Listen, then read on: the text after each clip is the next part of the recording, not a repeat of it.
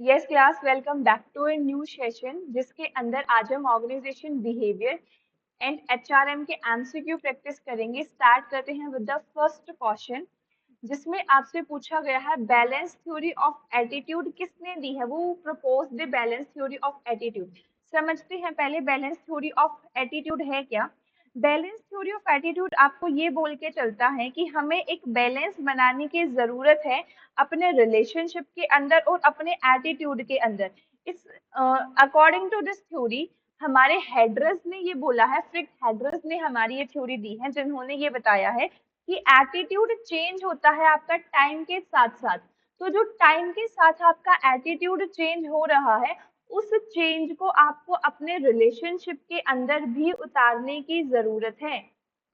अगर आपका attitude change होता रहा और रिलेशनशिप आपका उसी जगह पे रहा तो कहीं ना कहीं आपके एक इम्बैलेंस देखने को मिलेगा। समझ में आया। Move on to the next question जिसमें है आपका मोटिवेशन थ्योरी की बात करी गई है। Which of the following is an element of motivation according to Vroom expectancy theory. Vroom expectancy हमारी मोटिवेशन की एक थ्योरी है जिसमें इस क्वेश्चन में आपसे ये पूछा गया है कौन सा एक एलिमेंट है आपका व्रूम एक्सपेक्टेंसी थ्योरी का। अब देखो मोटिवेशन की थ्योरीज क्या है। मोटिवेशन की थ्योरी आपकी दो पार्ट में डिवाइड है। एक है आपकी प्रोसेस थ्योरी, एक है आपकी कंटेंट थ्योरी। ये हमने पिछली क्लास में बहुत डिटेल में पढ़ा था, आज थोड़ा सा शॉर्ट में लेके चलेंगे। कंटेंट थ्योरी क्या है। कंटेंट थ्योरी आपको व्हाट का आंसर देती है कि क्या चीजें आपको मोटिवेट करती हैं। प्रोसेस थ्योरी आपका हाउ का आंसर देती है, कैसे एक पर्सन मोटिवेट होता है। कंटेंट थ्योरी के अंदर हमारी मैस्लो नीड हायरार्की थ्योरी है जिसमें आपकी हायरार्की की नीड्स दी गई है, 5 हायरार्की नीड दी है जो हमने पिछली क्लास में देखा भी था। नेक्स्ट है हमारा Alderfer ERG theory. Alderfer ERG theory, Alderfer ERG theory आपकी मैस्लो नीड हायरार्की थ्योरी की ही एक एक्सटेंशन है। जो मैस्लो ने आपकी सारी की सारी नीड को 5 पार्ट के अंदर डिवाइड किया, सेम उसी तरीके से एल्डफर ने उन 5 पार्ट के अंदर ना डिवाइड करने की बजाय 3 पार्ट में डिवाइड किया और उस 3 के निमोनिक के बेस पे ही आपका एल्डफर ईआरजी थ्योरी नाम पड़ा। ई से क्या है आपका एग्जिस्टेंस, आर से है रिलेटेडनेस एंड जी से है growth. Existence, relatedness and growth ये तीन चीजें हैं जो एक पर्सन को मोटिवेट करती हैं। समझ में आया। नेक्स्ट है आपकी Herzberg two factor theory. Herzberg two factor theory, Herzberg two factor theory के अंदर क्या है, दो फैक्टर होते हैं जो आपको मोटिवेट करते हैं। एक होता है आपका हाइजीन फैक्टर, एक होता है आपका मोटिवेशन फैक्टर। हाइजीन फैक्टर अगर प्रेजेंट है तो हम सेटिस्फाइड रहेंगे, लेकिन हाइजीन फैक्टर एब्सेंट हो गया तो मैं डिसैटिस्फाइड हो जाऊंगा। वहीं पे मोटिवेशन फैक्टर अगर एब्सेंट है तो मैं सेटिस्फाइड रहूंगा। मोटिवेशन फैक्टर प्रेजेंट हो गया तो मैं मोटिवेट हो जाऊंगा। आप समझो इस पॉइंट को। हाइजीन फैक्टर के अंदर वो सारे फैक्टर्स आते हैं जो बेसिक फैक्टर हैं जो एक हर ऑर्गेनाइजेशन के अंदर होने चाहिए। ऑर्गेनाइजेशन में खाने पीने की सुविधा होनी चाहिए, एक बेसिक आपको टेबल चेयर की फैसिलिटीज होनी चाहिए, एयर की फैसिलिटी होनी चाहिए, घुटन नहीं हो। तो ये सारे क्या है, हाइजीन फैक्टर हैं। ये बेसिक फैक्टर है जो आप कहीं भी ऑर्गेनाइजेशन में जाते हो, किसी भी लेवल पे जाते हो, जो आपको जरूरत है आपके बेसिक हाइजीन के लिए, मेंटेनेंस के लिए जरूरत है। अगर ये फैक्टर प्रेजेंट है, यू आर सेटिस्फाइड और you can say you are neutral. या तो आप सेटिस्फाइड हो या आप न्यूट्रल हो कि भाई आप उससे मोटिवेट नहीं होंगे। अगर ये फैक्टर एब्सेंट है तो डिमोटिवेट जरूर हो जाओगे, डिसैटिस्फाइड जरूर हो जाओगे। समझ में आया। फिर है मोटिवेशन फैक्टर। मोटिवेशन फैक्टर के अंदर आता है कि आप अगर काम कर रहे हो तो आपको रिकॉग्नाइजेशन मिल रही है, आपको रिस्पेक्ट मिल रही है, आपको रिस्पॉन्सिबिलिटी मिल रही है। ये सारे हैं मोटिवेशन फैक्टर। मोटिवेशन फैक्टर अगर एब्सेंट है, कहीं ना कहीं सेटिस्फाइड रहोगे या न्यूट्रल रहोगे कि काम करने लग रहे हैं, कुछ नहीं मिला, छोड़ यार कोई फायदा नहीं है इस ऑर्गेनाइजेशन में बहुत ज्यादा काम करने का, यो बट फिर भी काम करो, लाइक यू आर न्यूट्रल। लेकिन वहीं पे रिकॉग्नाइजेशन मिल रहा है, आपको वो रिस्पेक्ट मिल रही है, आपको सैलरी हाइक मिल रही है, तो यू आर मोटिवेट, आप खुश होके वहां पे काम करोगे। तो ध्यान रखना, हाइजीन फैक्टर किसी भी लेवल पे, चाहे वो एब्सेंट है या प्रेजेंट है, वो कभी भी मोटिवेशन नहीं देता। ओनली मोटिवेशन फैक्टर से ही आपको मोटिवेशन मिलती है, लेकिन हाइजीन फैक्टर के प्रेजेंट होने से कुछ नहीं मिलता, you are neutral. But hygiene factor के एब्सेंट होने से डिसैटिस्फैक्शन जरूर मिलती है या डीमोटिवेट जरूर हो जाते हो। समझ में आया? नेक्स्ट है आपका यहाँ पे McClelland need theory. McClelland need theory के अंदर भी आपकी तीन तरीके की नीड है: need for achievement, need for affiliation and need for power. ये तीन चीज है जिसके लिए, जिसकी वजह से आप मोटिवेट होते हो, और ये तीन नीड किसने बताई है? एमसी स्कैंडेला नीड थ्योरी के अंदर बताई गई है। समझ में आया? अचीवमेंट का मतलब है आप जो भी एक्शन कर रहे हो इसीलिए कर रहे हो because you want to achieve something. Affiliation का मतलब है जो भी आप एक्शन कर रहे हो वो इसीलिए कर रहे हो ताकि आप अपने बेटर रिलेशनशिप बिल्ड कर पाओ। नेक्स्ट, पावर का मतलब है कि आप चीजों को कंट्रोल करने के लिए कोई ना कोई एक्शन कर रहे हो। अब ये देखो, आप कोई भी एक्शन करते हो, क्या उस एक्शन का आपके एक back of the mind in ये ही तीन चीजें होती हैं। आप पढ़ाई कर रहे हो, क्यों पढ़ रहे हो? ताकि आप कुछ ना कुछ अचीव कर पाओ, अचीव करने के बाद जॉब लग जाएगी, जॉब लगने के बाद जॉब ड्यूटी क्यों कर रहे हो? ताकि आपको वो एक पावर मिल सके, आप चीजों को कंट्रोल कर सको। पावर आने के बाद क्या होगा? आपके बेटर रिलेशनशिप बिल्ड होगे, आप एफिलिएट कर पाओगे दूसरों को। तो हर एक्शन के पीछे आपकी ये तीन रीजन या आपकी तीन जरूरत होती है जो एमसी स्कैंडेला नीड थ्योरी के अंदर बताई गई है। उसके बाद आपकी प्रोसेस थ्योरी। प्रोसेस थ्योरी के अंदर आती है आपकी व्रूम एक्सपेक्टेंसी थ्योरी, जिसके ऊपर ये क्वेश्चन आपका बना है। व्रूम एक्सपेक्टेंसी थ्योरी क्या है? अब रूम एक्सपेक्टेंसी थ्योरी के अंदर मोटिवेशन को एक तरीके की ऐसी फोर्स बताया है जो ड्रिवन होती है with the expectancy, instrumentality and the valence. अब एक्सपेक्टेंसी क्या है? एक्सपेक्टेंसी का मतलब है एक एम्प्लॉय जो अपने एफर्ट्स लगा रहा है। इंस्ट्रूमेंटैलिटी का मतलब क्या है? कि रिवॉर्ड, सॉरी, इंस्ट्रूमेंटैलिटी का मतलब है आपकी परफॉर्मेंस। आप एफर्ट्स लगा रहे हो, एफर्ट्स क्या देगी आपको? बेटर परफॉर्मेंस देगी। परफॉर्मेंस बेटर हो रही है तो आपको क्या चाहिए? वो वैल्यू चाहिए, आपको वो रिवॉर्ड चाहिए। तो ये तीन चीज हैं जिसके बेसिस पे आपकी मोटिवेशन की फोर्स ड्रीवन होती है। तो आपसे यहाँ क्वेश्चन में क्या पूछा है कि which of the following is a element of motivation according to Vroom expectancy theory. तो कौन सा एक एलिमेंट है मोटिवेशन का according to Bloom expectancy theory? तो ऑफ कोर्स इंस्ट्रूमेंटैलिटी जो हमने यहाँ देखा, ये इसका करेक्ट आंसर बनेगा। Instrumentality is element of the motivation theory according to Bloom expectancy theory. Clear यहाँ तक? इसी की एक एक्सटेंशन है आपकी, जिस थ्योरी का नाम है porter lower model. Porter lower model. Porter lower model आपकी ब्लूम एक्सपेक्टेंसी थ्योरी का ही एक एक्सटेंशन है, लेकिन यहाँ आपको ये बताया गया है सिर्फ एफर्ट्स ही हमारे परफॉर्मेंस पे डिपेंड नहीं होते। देखो समझना ये कि performance depend on efforts, not only. सिर्फ एफर्ट्स के बेसिस पे परफॉर्मेंस नहीं होती, आपकी वहां पे एबिलिटी एंड रोल भी देखा जाता है। क्या? एबिलिटी एंड रोल भी देखा जाता है। अब एबिलिटी एंड रोल का मतलब क्या है? आप एक तरीके से, आप एक इंस्पेक्टर की जॉब कर रहे हो या आप एक स्कूल में प्रिंसिपल की जॉब कर रहे हो। आप स्कूल में प्रिंसिपल की जॉब कर रहे हो और आपको जो जॉब रोल दे दिया गया अभी काम करने के लिए कि आप गेट कीपर की जॉब करो, क्या वहां पे जो आप एफर्ट्स लगाओगे, क्या उस एफर्ट से आपकी परफॉर्मेंस बेटर होगी? आपका वो रोल ही नहीं है, आपकी वो कैपेसिटी ही नहीं है, आपकी वो एबिलिटी ही नहीं है जहां पे आप एफर्ट्स लगाने लग रहे हो, ना तो उससे परफॉर्मेंस इंप्रूव होगी, ना ही वो आपका रिवॉर्ड हो, आपको उसमें कुछ एक्स्ट्रा रिवॉर्ड मिलेगा। तो विक्टर ब्लूम थ्योरी की एक जो आपका एक्सटेंडेड वर्जन जिसे हम कह सकते हैं, जो पोर्टर लोवर मॉडल है, पोर्टर लोवर मॉडल के अंदर आपको ये बताया गया कि एफर्ट से परफॉर्मेंस मिलती है, नो डाउट, परफॉर्मेंस से रिवॉर्ड मिलता है, no doubt, but plus efforts आपका ये उस चीज के ऊपर भी डिपेंड करता है कि आपकी एबिलिटी क्या है एंड आपका रोल क्या है। क्लियर यहाँ तक? ये इसी की एक एक्सटेंशन है जिसने ये एक और पॉइंट आउट यहाँ पे ऐड ऑन किया है।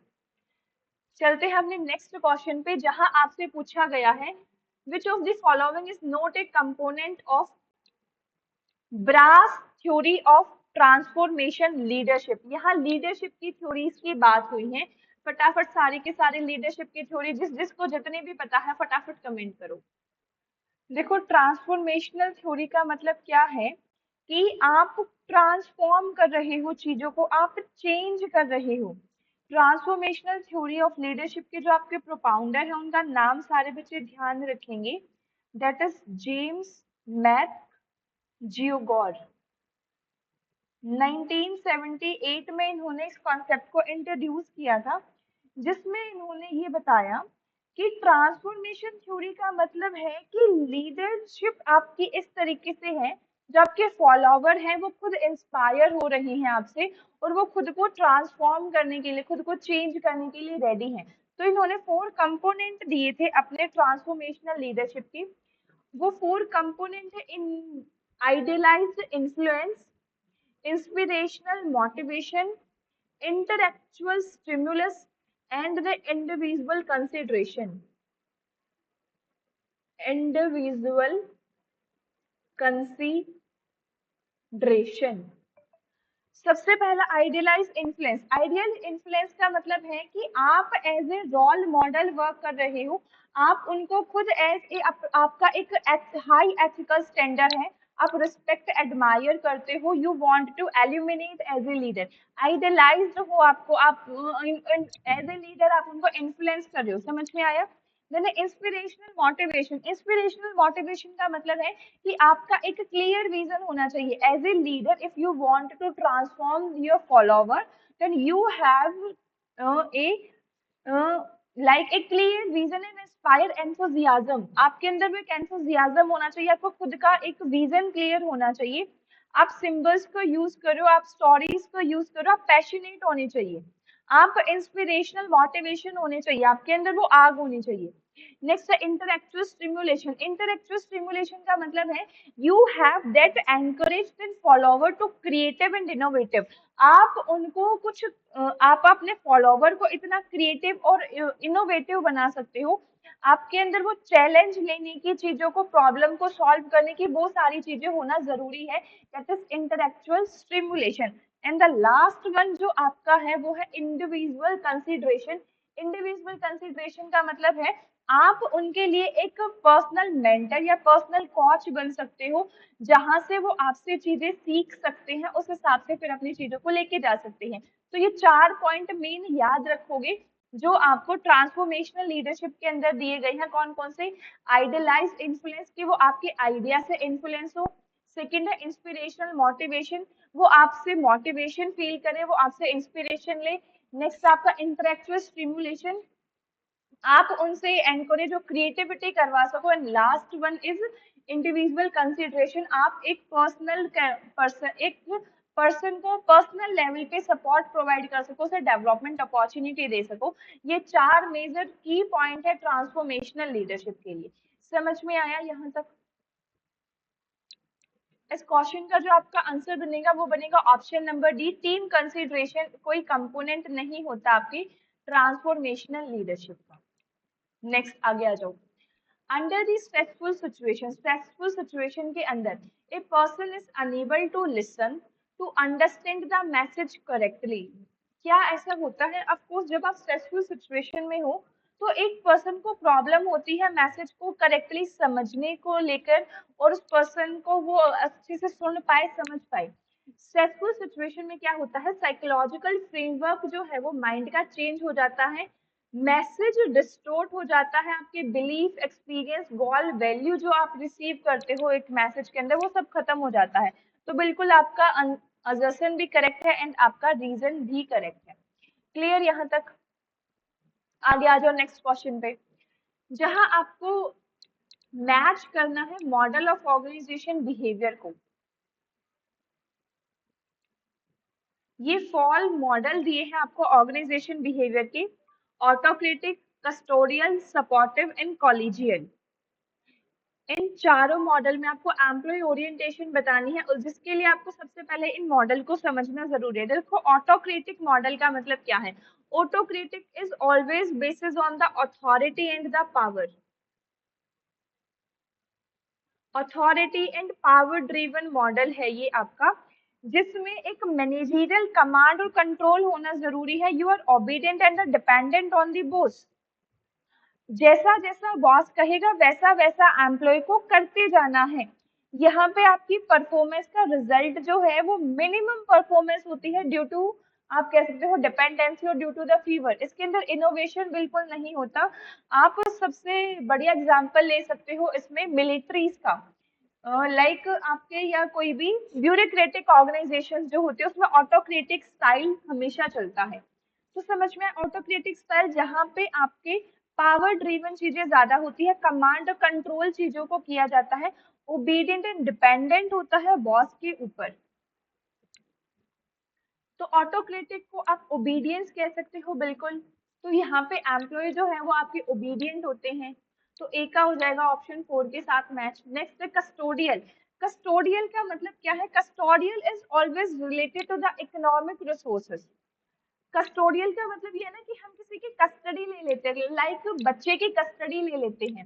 अनाथ आश्रम से जाके बच्चे की कस्टडी लेने का मतलब क्या है कि उस बच्चे को अब आप सारे के सारे इकोनॉमिक रिसोर्सेज प्रोवाइड करोगे, मनी एंड बेनिफिट प्रोवाइड करोगे, वेलफेयर जॉब सिक्योरिटी प्रोवाइड करोगे।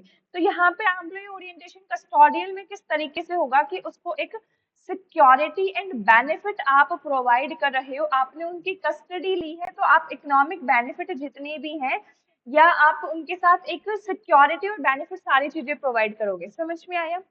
नेक्स्ट है सपोर्टिव लीडरशिप या फिर सपोर्टिव ऑर्गेनाइजेशनल बिहेवियर।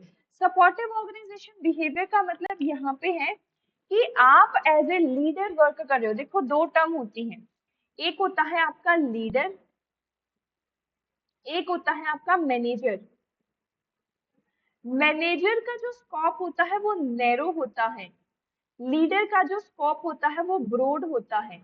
ब्रॉड कैसे कि लीडर का मतलब है आप अपने लिए तो बेस्ट कर ही कर रहे हो, साथ में जो आपके कलीग्स हैं, आपके नियर बाय के पर्सन, आप उनके लिए भी कुछ ना कुछ बेस्ट प्लान कर रहे हो।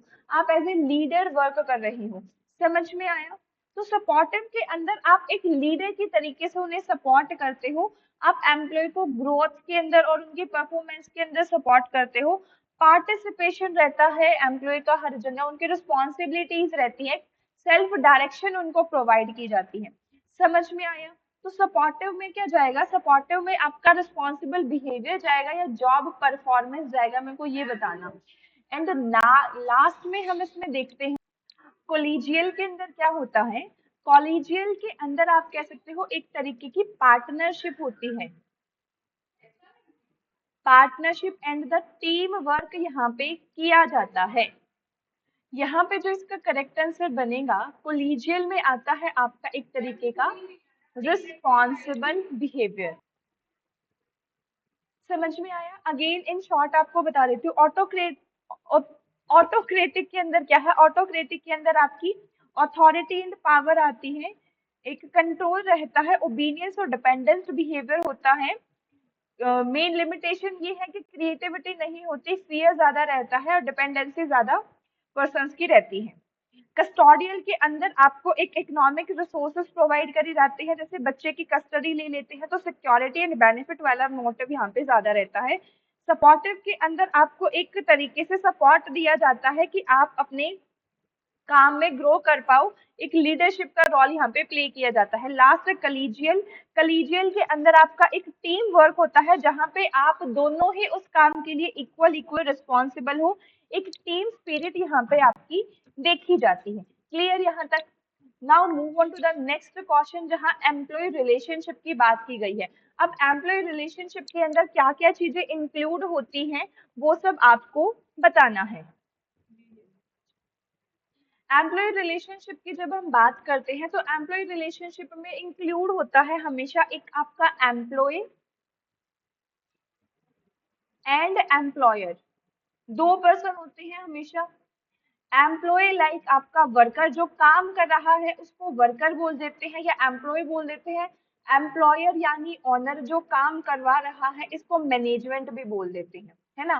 तो यहाँ आपसे पूछा है एम्प्लॉय रिलेशनशिप के अंदर क्या क्या चीजें इंक्लूड होंगी।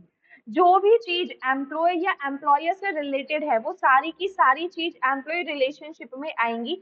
इस चीज को ध्यान में रखते हुए ऑप्शन को हम वन बाय वन चेक करेंगे। सबसे पहला ऑप्शन है ऑर्गेनाइजेशन के efforts to manage relationship between employer and employees. Employ और एम्प्लॉयर दोनों आ गया, बिल्कुल आंख बंद करके इसको सही कर दो। एम्प्लॉय रिलेशनशिप के अंदर ऑर्गेनाइजेशन के एफर्ट्स आएंगे जो वो डाल रहा है अपने एम्प्लॉय और एम्प्लॉयर के रिलेशनशिप को मैनेज करने में। क्लियर। नेक्स्ट है the programme to prevent and resolve problem arising for the work situation. देखो एम्प्लॉय और एम्प्लॉयर के रिलेशनशिप में आपका एक टॉपिक भी आता है जो मैं अभी डिस्कस भी करूंगी आगे जाके। टॉपिक का नाम है इंडस्ट्रियल डिस्प्यूट। Industrial dispute. तो इंडस्ट्रियल डिस्प्यूट भी आपके एम्प्लॉय रिलेशनशिप का पार्ट ही होता है। जो भी प्रोग्राम चलाए जाते हैं या कोई ट्रेनिंग दी जाती है या फिर एम्प्लॉय को समझाया जाता है कि वर्क सिचुएशन में कैसे बिहेव करना है, कैसे प्रॉब्लम को रिजॉल्व करना है, वो सारी चीजें भी आपके एम्प्लॉय रिलेशनशिप का पार्ट बिल्कुल बनेगा। नेक्स्ट आ जाओ relationship between trade union and the management. अब यहाँ पे रिलेशनशिप ट्रेड यूनियन और मैनेजमेंट के बीच में हो रही है। अब एक वर्ड आया ट्रेड यूनियन। ये ट्रेड यूनियन क्या होता है? ट्रेड यूनियन एक तरीके का आपका वो संगठन है जो वर्कर को प्रोटेक्ट करने के लिए सारे के सारे वर्कर मिलके बनाते हैं। लाइक ये एक तरीके से आपका कोऑपरेशन होता है कि हमारे साथ किसी तरीके से गलत ना हो। क्योंकि देखो एम्प्लॉयर जो होते हैं, जो बॉस होते हैं, वो कहीं ना कहीं हमेशा एम्प्लॉय को दबाने की कोशिश करते हैं, ज्यादा से ज्यादा काम लेने की कोशिश करते हैं। तो एम्प्लॉयज क्या करते हैं या वर्कर क्या करते हैं, वो सारे मिलके एक तरीके से स्ट्राइक कर देते हैं कि हम ये दबके या तुमसे डर के काम नहीं करेंगे। तो ट्रेड यूनियन क्या है? ट्रेड यूनियन वो एक ग्रुप ऑफ वर्कर है जो सारे के सारे वर्कर आपस में मिलके जिन्होंने अपना एक कोऑपरेशन बनाया है। समझ में आया? तो एम्प्लॉय रिलेशनशिप के अंदर क्या मैनेजमेंट और ट्रेड यूनियन का रिलेशन आएगा? एम्प्लॉय रिलेशनशिप में ट्रेड यूनियन का कोई काम नहीं है। मैनेजमेंट एंड एम्प्लॉय आता तो ये आंसर गलत था। यहाँ ये ट्रेड यूनियन वर्ड गलत है, तो सी ऑप्शन को एलिमिनेट कर दो। जिस जिस ऑप्शन में सी दे रखा उसको एलिमिनेट करते ही आप लोगों के सामने आंसर आ जाएगा। Option number A, B and D इसका करेक्ट आंसर है। ऑप्शन डी को भी एक बार देख लेते हैं क्या है। ऑर्गेनाइजेशन का स्ट्रक्चर जो मैनेज करता है बॉस और स्टाफ को, हाँ बिल्कुल एम्प्लॉय रिलेशनशिप का ही पार्ट बनेगा। क्लियर यहाँ तक? आगे आ जाओ। Which one of the following contract. अब आ गया आपका क्वेश्चन टाइप ऑफ कॉन्ट्रैक्ट। लिख लो यहाँ पे क्वेश्चन क्या है, type of contract. Which one of following contract made through collusion. Collusion क्या होता है? कॉल्यूजन का मतलब है बेटा ग्रुप।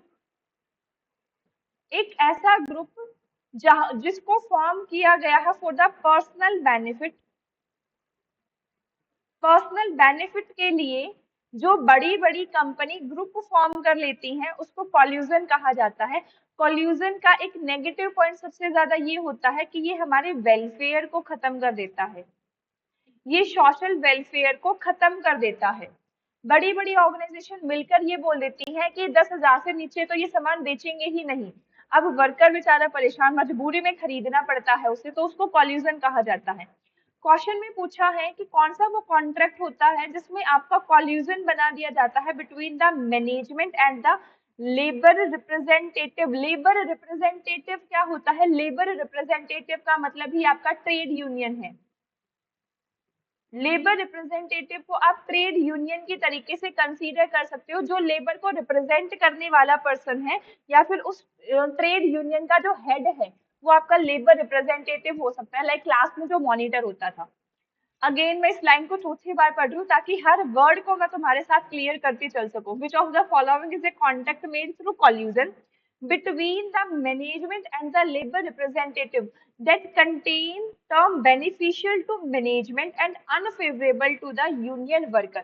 अब समझो पूछा क्या है इसमें? ये पूछा है कि उस कॉन्ट्रैक्ट का नाम बताओ जो बनाया जाता है लेबर रिप्रेजेंटेटिव और मैनेजमेंट के बीच में, जिससे क्या होता है मैनेजमेंट को बेनिफिट मिलता है और ये अनफेवरेबल रहता है हमारे यूनियन के वर्कर के लिए। मतलब वर्कर इससे नुकसान खा के बैठते हैं और मैनेजमेंट को इससे बेनिफिट मिलता है। तो ऐसा कौन सा कॉन्ट्रैक्ट होता है?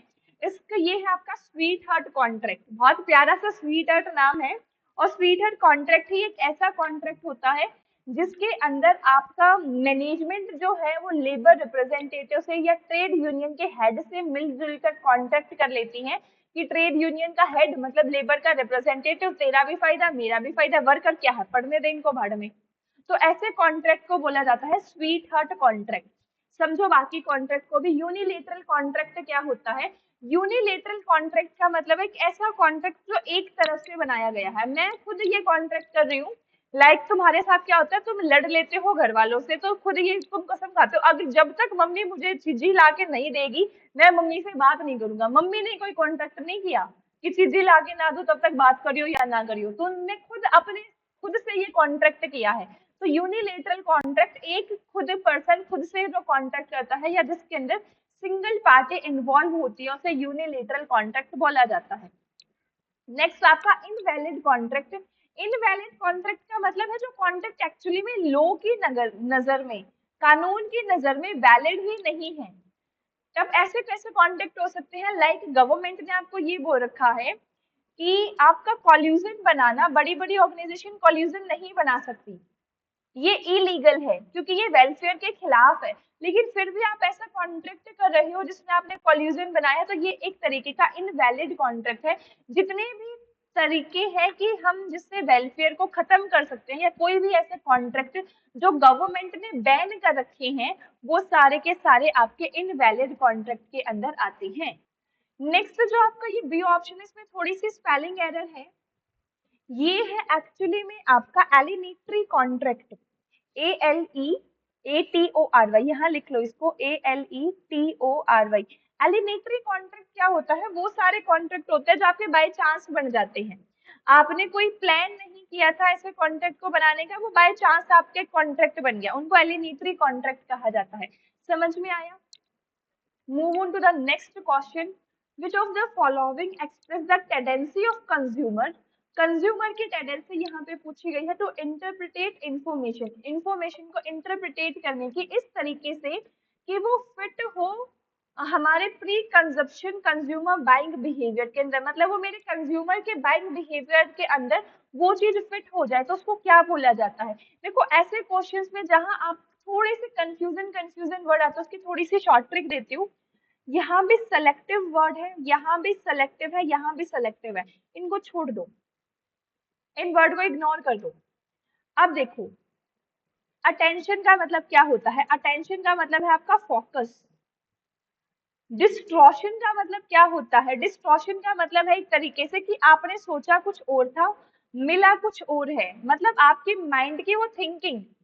रिटेंशन का मतलब क्या होता है? रिटेंशन का मतलब है रिटेन करके रखना, अपने पास रखना। लाइक एम्प्लॉय जो है वो आपकी जॉब को लीव करके जा रहे हैं, आपकी कंपनी को छोड़ के जा रहे हैं, तो ये एक तरीके से क्या है कि आप एम्प्लॉयज को रिटेन नहीं कर पा रहे हो, आप उनको उतने लेवल से पे नहीं कर पा रहे हो, आप एम्प्लॉय की वैल्यू को रिटेन नहीं कर पा रहे हो।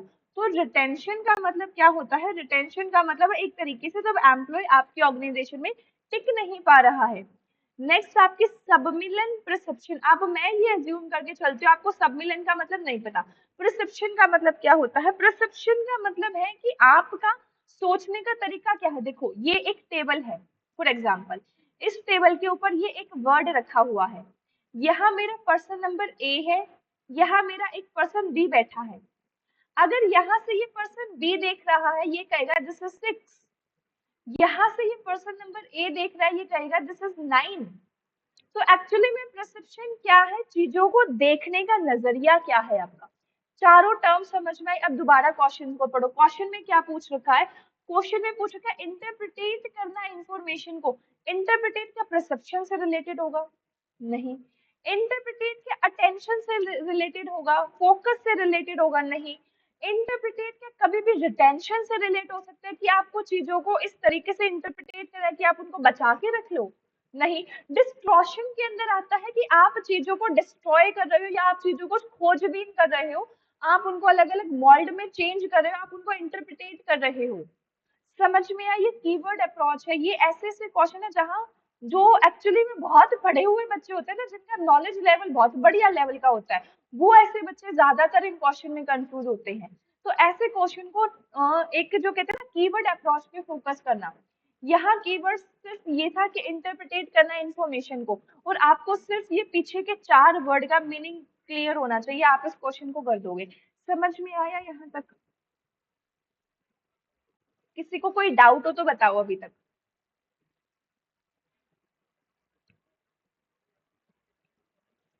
दोबारा बता देती हूँ। देखो, डिस्टॉर्शन का मतलब है एक तरीके से, it refers to any change और द मिस रिप्रेजेंटेशन। आप चीजों को किसी दूसरे तरीके से ले रहे हो, like it lead the misunderstanding, it lead the confusion, may you interpret something in any another way, this is known as distortion. Clear?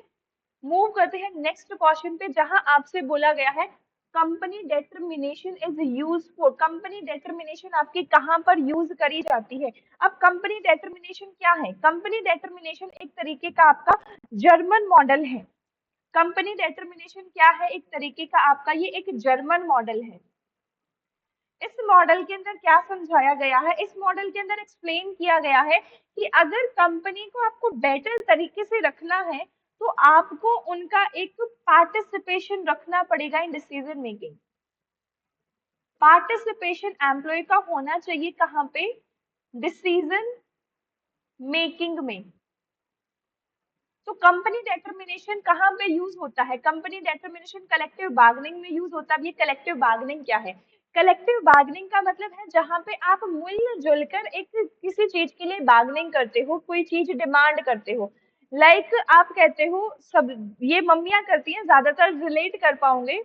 सब्जी वाला भैया है, 2-3 लेडीज एक साथ आई, सब्जी वाला कह रहा है 50 रुपए किलो आलू है, कहेंगे कि 5 किलो ले लेंगे हम, 5 सारे के सारे, तेरे 12-15 किलो आलू बिक जाएंगे, तो एक काम करो, तो 50 के 45 दे दे। तो ये क्या किया उन्होंने? कलेक्टिव एक साथ मिलके बार्गेनिंग की। तो this is known as collective bargaining. Next है industrial democracy. Industrial democracy, democracy का मतलब क्या होता है? डेमोक्रेसी एक ऐसी फॉर्म है जहाँ पे आपके जो रिप्रेजेंटेटिव है या आपके जो वर्कर है, वो उनको आप एक पार्टिसिपेशन देते हो, जहाँ पे डिसीजन मेकिंग में हर कोई पर्सन इन्वॉल्व होता है, वो डेमोक्रेसी है। डेमोक्रेसी को ज्यादातर हमने जो देखा है वो एक तरीके से फॉर्म ऑफ गवर्नमेंट के तौर से देखा है। India is a democratic country. तो इंडिया के अंदर क्या होता है, जितने भी हमारे एमएलए एमपी बनते हैं वो इलेक्ट किए जाते हैं, इलेक्ट किए जाते हैं। इलेक्शन होने का मतलब क्या है कि सबको इक्वल वोट मिल रहा है, जिसको ज्यादा जितनी वोट मिली वो जीत जाएगा।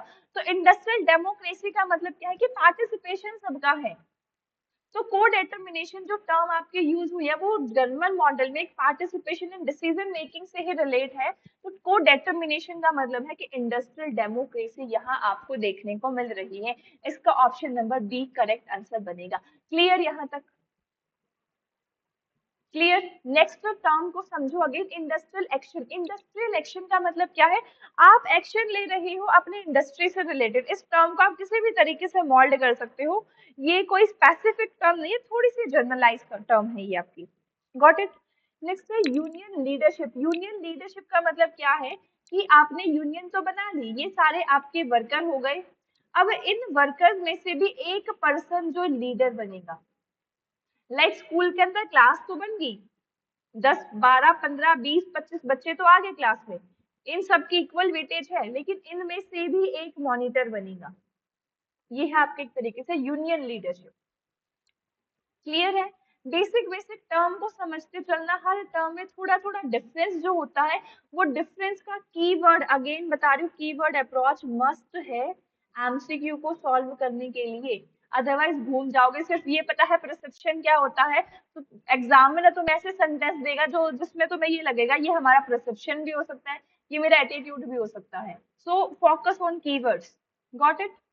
आ जाओ आगे। नेक्स्ट स्टेटमेंट वाइज क्वेश्चन है, आपको स्टेटमेंट दे रखी है, employ leasing is a contractual arrangement जिसके अंदर लीजिंग कंपनी को कहा जाता है प्रोफेशनल एम्प्लॉयर ऑर्गेनाइजेशन। इसमें अब दो टर्म आपको समझनी है कि लीजिंग क्या होता है, लीजिंग एक तरीके का प्रोसेस है जिसमें आपकी दो पार्टी इन्वॉल्व होती है, एक होता है लेजी, एक होता है आपका लेसर।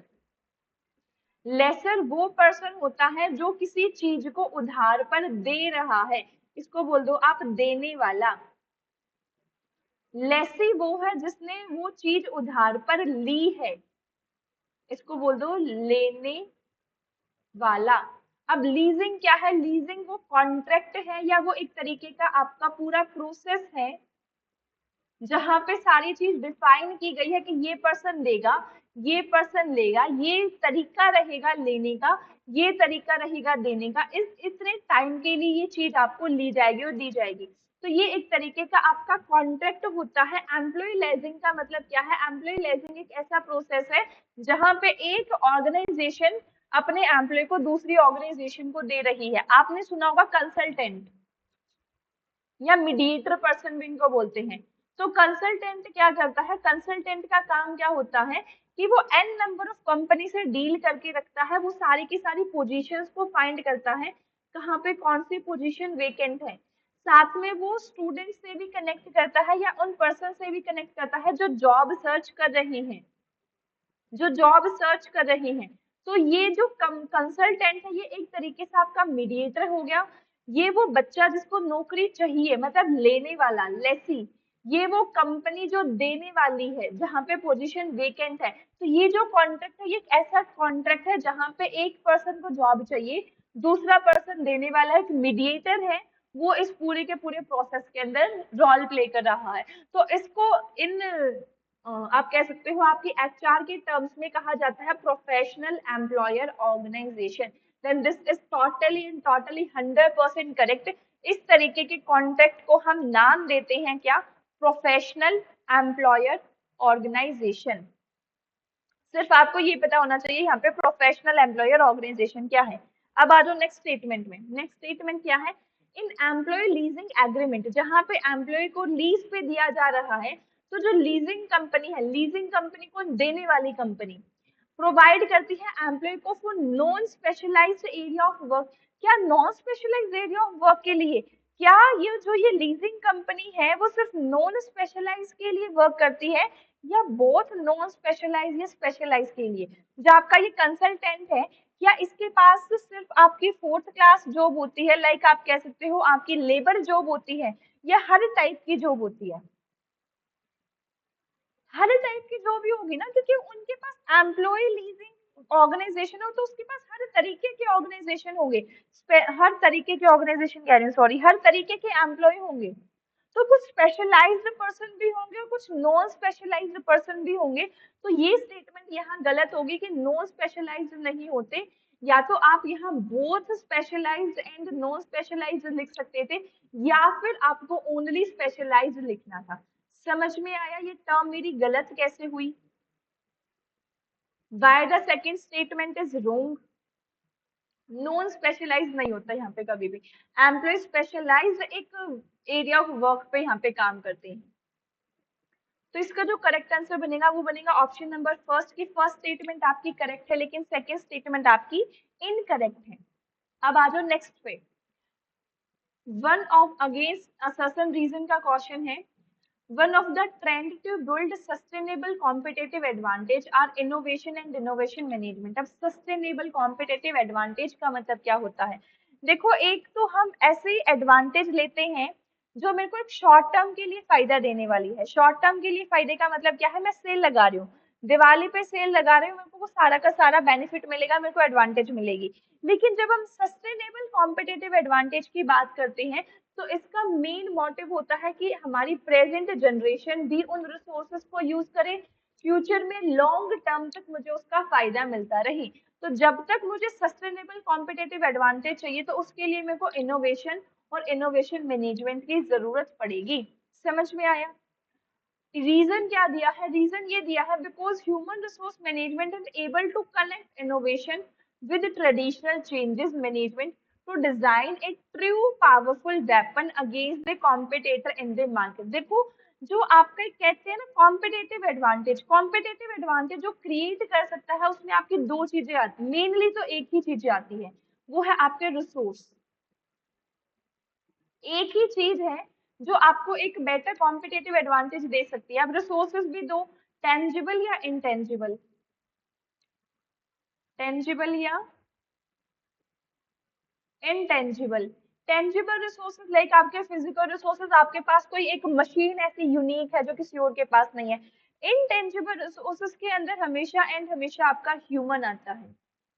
तो ह्यूमन माइंड एक ऐसा है, ह्यूमन रिसोर्स मैनेजमेंट एक ऐसी इंपॉर्टेंट टूल है आपके ऑर्गेनाइजेशन का, जो आपको हमेशा एंड हमेशा एक कॉम्पिटेटिव एडवांटेज प्रोवाइड करके चलता है। This is the powerful weapon against the competitors in the market, जो आपको एक इनोवेशन भी दे सकता है, वो ट्रेडिशंस के साथ अपनी चीजों को मैनेज भी कर सकता है, वो डिजाइन भी कर सकता है। तो यहाँ ह्यूमन रिसोर्स मैनेजमेंट को एक टूल बताया गया है for the innovation and the innovation management. तो बिल्कुल यहाँ करेक्ट है, कोई भी चीज फॉल्ट नहीं है। A and R both assertion and reason are correct and reason is the correct explanation of the assertion. Clear यहाँ तक? Okay, now move on to the next question, जहाँ आपको पूछा गया है which of the following is an example of real need of customer। अब real need of customer का मतलब क्या है? देखो, need से पहले मैं आपको बताती हूँ कि डिमांड क्या होता है। डिमांड के मेजर आपके तीन कंपोनेंट होते हैं। फर्स्ट कंपोनेंट है डिजायर, कि आपको वो चीज चाहिए। सेकंड कंपोनेंट है एबिलिटी, कि आपको जो चीज चाहिए उस वो पे करने के लिए आपके पास पैसा भी है, यू हैव एबिलिटी टू पे। नेक्स्ट है आपका विलिंगनेस। अब पैसा तो जेब में है, खर्च ही नहीं करना चाह रहे, तो डिमांड नहीं बनेगी। तो डिमांड कब बनेगी? डिमांड जब बनेगी, डिमांड का मतलब ये होता है कि अब आप दुकान पे जा चुके हो, उनसे पैसा पूछ चुके हो, जेब में से पैसा निकालने के लिए भी रेडी हो, तो वो होती है डिमांड। अब डिमांड आपकी जनरेट होती है नीड के कारण। डिमांड क्यों जनरेट हुई? आपने डिमांड क्यों की? नीड की। एग्जाम्पल लेते हैं एक, आप घूमने गए, आपने पूरे दिन ट्रैकिंग की बढ़िया पहाड़ों में, रात को थक गए, अब आपकी ये नीड है, आपकी ये जरूरत है कि आपको रेस्ट के लिए एक रूम चाहिए, बिल्कुल चाहिए। अब ये नीड की वजह से आपकी डिमांड जनरेट हुई कि अब आपको एक रूम की जरूरत है for the rest, that desire भी है आपका, आप लेना भी चाहते हो। डिजायर को ही आप एक तरीके से नीड भी कह सकते हो, ये ध्यान रखना। कुछ क्वेश्चन में डिजायर को ही आपके एक तरीके से नीड भी कंसीडर किया होता है, कि जरूरत भी है, पैसा भी देना चाहते हो, और पैसा देने के लिए पैसा जेब में है भी। अब आपसे यहाँ पूछा गया रियल नीड। रियल नीड का मतलब है बेटा स्पेसिफिक नीड। रियल नीड का मतलब क्या है? Specific need. Specific need is like कि सेम एग्जांपल को कंटिन्यू करते हैं, कि आपको एक रूम चाहिए, जहां पे आपकी जो रियल नीड है वो ये है कि आपको सस्ता रूम चाहिए। अब सस्ता रूम का मतलब क्या है? अब रियल नीड की कुछ साइकोलॉजिकल चीजें समझना। सस्ते रूम का मतलब क्या? मैं कहती हूँ एग्जाम्पल ये वाला भी ले सकते हैं, मुझे सस्ता फोन चाहिए। अब सस्ते फोन का मतलब क्या? कि उसकी बैटरी कॉस्ट ज्यादा नहीं होना चाहिए, वो चार्जिंग कम ले, ताकि हमारा चार्जिंग करने पे बिजली का बिल कम आए। आप ये कह सकते हो सस्ते फोन का मतलब, या सस्ती सिम का मतलब कि उसकी ऑपरेटिंग कॉस्ट कम हो। समझ रहे हो? वहीं पे रियल नीड क्या है कि आप जो चीज कह रहे हो उसके साथ साथ आप उसके कुछ बेसिक टर्मिनोलॉजी लेके चल रहे हो। आपको चाहिए एक कार, आप कह रहे हो कि मेरे को एक इनएक्सपेंसिव कार चाहिए। इनएक्सपेंसिव कार का मतलब क्या है? कि इनिशियल प्राइस भी सस्ता हो भाई, बेचने लग जाए तब इजीली सेल आउट भी हो जाए, उसको चलाने का खर्चा भी कम हो, ऑपरेटिंग कॉस्ट भी कम हो, पेट्रोल भी कम ले। तो ये है आपकी एक रियल नीड। वहीं पे इसका एक थोड़ा सा अपोजिट में कह सकती हूँ, आपकी stated need. Stated need, stated need के अंदर क्या होता है? आप डायरेक्टली कह रहे हो कि मेरे को सिर्फ एक कार चाहिए, ये है आपकी स्टेटेड नीड। क्या आप कह रहे हो मेरे को सिर्फ एक कार चाहिए, अब महंगी हो, सस्ती हो, छोटी हो, मोटी हो, काली हो, ब्राउन, कुछ भी हो, आपको एक कार चाहिए। This is stated need. Stated need आप कहते हो कि डायरेक्ट नीड। समझ में आया? अब देखो एग्जाम्पल देखते हैं, वन बाय वन एग्जाम्पल को कट करते हैं। ऐसे जहां कंफ्यूजन वाला पॉइंट हो ना, उसमें एक एक ऑप्शन को कट करते चलना चाहिए। समझो, एक customer want an inexpensive mobile phone. अब इस इसने सिर्फ ये बोला कि इनएक्सपेंसिव मोबाइल फोन, ये तो डायरेक्ट, क्या आपको नहीं लगता ये एक स्टेटेड नीड का एग्जांपल हो सकता है? ये एक स्टेटेड नीड का एग्जांपल हो सकता है। इसमें रियल नीड तो इसने बताई नहीं। इनएक्सपेंसिव मोबाइल फोन का मतलब तो इसने एक्सप्लेन यहाँ पे किया ही नहीं ना, कि इनएक्सपेंसिव मोबाइल फोन का मतलब क्या, कि मेरे को वो सस्ता पड़े इनिशियल लेवल पे, बेचने जाऊं जब बढ़िया बिक जाए, वो सब तो इसने बताया ही नहीं, तो ये ऑप्शन तो आपका बन ही नहीं सकता। फिर देखो, एक कस्टमर वांट ए कार, एक कस्टमर को वो कार चाहिए जिसकी ऑपरेटिंग कॉस्ट भी कम हो, उसका इनिशियल प्राइस भी कम हो। तो ये एक आपका रियल नीड का एग्जांपल हो सकता है। आप ये कह रहे हो सिर्फ कि एक कस्टमर वांट ए कार, आप कहोगे दिस इज स्टेटेड नीड, लेकिन एक कस्टमर वांट ए कार जिसकी ऑपरेटिंग कॉस्ट भी कम है, प्राइस भी कम है और सारी चीजें, तो ऑप्शन बी आपकी रियल नीड का एक करेक्ट एग्जांपल बनेगा। थोड़ी सी एम्बिग्यूटी इस टाइप के क्वेश्चन में आपको बिल्कुल देखने को लग सकती है, लेकिन ऑफ कोर्स हमें अपने एग्जाम पैटर्न को फॉलो करना है। ये प्रीवियस ईयर क्वेश्चन है, हम क्वेश्चन मार्क बिल्कुल नहीं लगा सकते, और ऐसे क्वेश्चंस को चैलेंज करने पे यूजीसी भी नहीं मानता है। तो यूजीसी के माइंडसेट के अकॉर्डिंग आपको चलना पड़ेगा, you don't have any other option. देखो अब नेक्स्ट इसको भी देखते हैं। Customer expected good services from the leader. अब यहाँ एक्सप्लेन नहीं किया कि गुड सर्विसेज का मतलब क्या। गुड सर्विस का मतलब क्या, आप उसको ये कह रहे हो कि आओ हमें बुलाए, हमें पानी पिलाए, हमें चाय पिलाए, हमें बढ़िया खिला पिला के भेजे। गुड सर्विसेज को एक्सप्लेन नहीं किया ना यहाँ पे, तो this is not a real need. Next again, एक customer want a friend to see him as a savvy customer. अब ये सेवी कस्टमर क्या होता है, किसको पता है?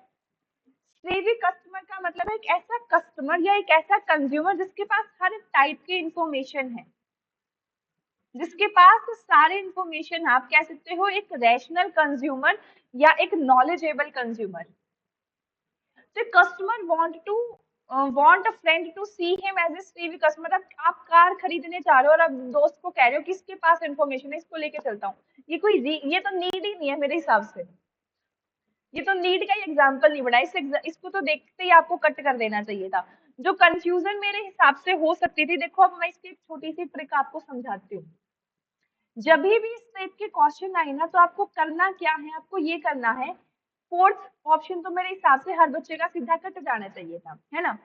अब आपको किसी दो ऑप्शन के अंदर कोई सिमिलैरिटी फाइंड करनी है। इन दो ऑप्शन में सिमिलैरिटी क्या हो सकती है, कि ये भी आपका कंप्लीट एक्सप्लेन नहीं किया हुआ, इसको भी कंप्लीट एक्सप्लेन नहीं किया हुआ, जिसमें सिमिलैरिटी आ गई, अगर दो के अंदर सिमिलैरिटी आ गई, बचा हुआ ऑप्शन ही आपका करेक्ट ऑप्शन होगा। तो मेक ए लिंक, यूजीसी का पेपर है, कॉम्पिटेटिव एग्जाम है, नॉट ए इजी एग्जाम। हर तरीके से तुक्के मारना भी सीखना है। अब ये एक तरीके से कह सकते हैं आपका स्मार्ट गेस, क्योंकि इसको एमसीक्यू है, तो स्मार्ट गेस का ये आप अपना एक मेथड लेके चल सकते हो। आपके एचपीएससी का एग्जाम है, आपका यूपीपीएससी का एग्जाम है, हर सेट के एग्जाम्स के लिए ये सारे के सारे क्वेश्चन बहुत इंपॉर्टेंट है। आगे आ जाओ नेक्स्ट क्वेश्चन पे। According to Henry Fayol, which of the following combination of the quality are required in a manager? अब हेनरी फ्योल के अकॉर्डिंग कौन से कॉम्बिनेशन की क्वालिटी रिक्वायर्ड है एक मैनेजर के लिए? हेनरी फ्योल ने आपके दिए हैं functions of management. Henry Fayol ने आपके फंक्शन ऑफ मैनेजमेंट भी दिए हैं। क्या कौन कौन से function of management Henry Fayol ने दिए हैं, मेरे को वो भी यहाँ पे आप साथ साथ बताते चलोगे। Clear?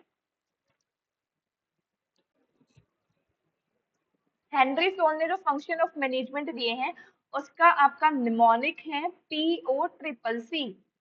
Planning, organising, coordinating, commanding, controlling.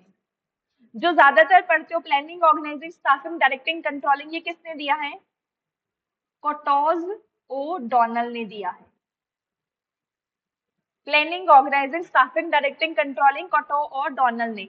Henry Fayol ने क्या दिया है? Planning, organising, coordinating, commanding, controlling. जिस तरीके से आपसे यहाँ पे कॉम्बिनेशन क्वालिटी का पूछ रखा है, सेम इसी तरीके से प्रीवियस ईयर क्वेश्चन भी बना था, जिसमें आपको हेनरी फ्योल के फंक्शन ऑफ मैनेजमेंट पूछ रखे थे। अगर ये चीज पता होती PO CCC तो क्लिक कर सकते थे। इसका जो आपका करेक्ट आंसर बनेगा वो बनेगा ऑप्शन नंबर सी। अगेन याद रखने वाली चीज है कि क्वालिटी ऑफ मैनेजर कौन कौन सी हेनरी फ्योल ने मानी है। कि एक मैनेजर के अंदर फिजिकल क्वालिटी होनी चाहिए, mental, moral, educational, technical and experience, ये सारी की सारी क्वालिटी उसके अंदर होनी चाहिए। याद रखने वाली चीज है, बहुत ज्यादा समझने वाला इसमें कुछ नहीं है, बस याद रखना पड़ेगा ये। 2 बार मेरे साथ बोलना, physical, mental, moral, educational, technical, experience, याद हो जाएगा। Physical, mental, moral, educational, technical, experience किसने दिया है? हेनरी फॉल ने दिया। होगा याद? बिल्कुल याद हो गया। चलो नेक्स्ट क्वेश्चन।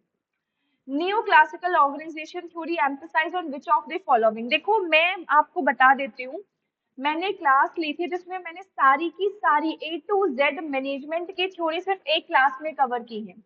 यहाँ पे थोड़ा सा शॉर्ट में लेके चलूंगी, अगर वो कवर करना चाहते हो तो जो HPSC वाली प्लेलिस्ट है असिस्टेंट प्रोफेसर की, उसको फॉलो कर लेना। बहुत बढ़िया प्लेलिस्ट है, बहुत सारा कंटेंट है उसमें। अब देखो मैनेजमेंट की थ्योरी 3 होती है, classical, neo classical and the modern theory. Classical theory आपकी ट्रेडिशनल थ्योरी होती है, ये आपके मिडिवल थ्योरी होती है। ये आपसे पूछा क्या गया है कि नियो क्लासिकल थ्योरी एम्फसाइज करती है किस चीज पे? अब नियो क्लासिकल थ्योरी को समझते हो। देखो क्लासिकल थ्योरी के अंदर क्या था, क्लासिकल थ्योरी आपकी बहुत सारी 2-3 थ्योरीज थी, जिसमें आपकी क्लासिकल थ्योरी में साइंटिफिक थ्योरी भी आती है। साइंटिफिक थ्योरी किसने दी थी? FW साइंटिफिक साइंटिफिक थ्योरी दी थी आपकी हेनरी फ्योल था, या एफ डब्ल्यू टेलर ने। एडमिनिस्ट्रेटिव थ्योरी थी हेनरी फ्योल की, एडमिनिस्ट्रेटिव थ्योरी थी हेनरी फ्योल की। एक बार इसको वेरीफाई कर लेना, ये मैंने उल्टा ना लिख दिया हो। तो ये सारी आपकी क्लासिकल थ्योरीज थी। नियो क्लासिकल थ्योरी के अंदर आपके ह्यूमन रिलेशन से रिलेटेड थ्योरी, ह्यूमन रिलेशन से रिलेटेड थ्योरी। अब ह्यूमन रिलेशन से रिलेटेड थ्योरी का मतलब क्या है कि क्लासिकल थ्योरी के अंदर ह्यूमन को एक तरीके से मशीन कंसीडर किया जाता था कि इनसे से ज्यादा काम करवाओ। लेकिन नियो क्लासिकल थ्योरी ने एम्फसाइज किया कि भाई ये इंसान है, इनको प्यार प्रेम से रखो, इनको थोड़ा रेस्ट भी दो तो वो ज्यादा बेटर काम करेंगे। तो नियो क्लासिकल थ्योरी जो एम्फसाइज करती है वो करती है फ्लैट स्ट्रक्चर ऑफ ऑर्गेनाइजेशन पे। मैडम ऐसे कैसे कह रहे हो? ऐसे बेटा इस तरीके से कहा जा रहा है क्योंकि जो मैंने बताया कि नियो क्लासिकल थ्योरी आपकी ह्यूमन रिलेशन के ऊपर फोकस करती है। ह्यूमन रिलेशन, अब ह्यूमन रिलेशन का मतलब क्या है कि एक बॉस के नीचे हम बहुत सारे सबॉर्डिनेट को रख सकते हो। जब एक बॉस के नीचे बहुत सारे सबॉर्डिनेट को रखेंगे तो एक बॉस एक वर्कर के ऊपर नजर गड़ा के उससे मशीन की तरह तो काम करवा ही नहीं पाएगा। अपने आप उसको फ्लेक्सिबिलिटी थोड़ी सी मिल जाएगी। देखो एक ऐसी ऑर्गेनाइजेशन है जहां पे आपको एक ही टेबल के ऊपर चेयर लगा के सारे बैठ के, बॉस भी वहीं पे बैठा है, वर्कर भी वहीं पे बैठा है, वहां पे काम होने लग रहा है। तो ये एक ऐसा स्ट्रक्चर है जहां पे आपको रिजिडिटी बहुत देखने को मिलेगी। 5 मिनट, 10 मिनट, 15 मिनट वर्कर थोड़ा फोन देख रहा है, इधर उधर जा रहा है, खा पी रहा है, it's not a big issue ना। तो न्यू क्लासिकल थ्योरी ने ह्यूमन रिलेशन पे फोकस किया, और ह्यूमन रिलेशन जहां भी आ जाता है वहां पे ऑर्गेनाइजेशन का फ्लैट स्ट्रक्चर देखने को मिलता है। फ्लैट स्ट्रक्चर का मतलब क्या है कि एक बॉस के नीचे आपके नंबर ऑफ सबॉर्डिनेट बहुत सारे हैं, एक सुपीरियर के नीचे आपके नंबर ऑफ सबॉर्डिनेट क्या है? बहुत सारे हैं। समझ में आया?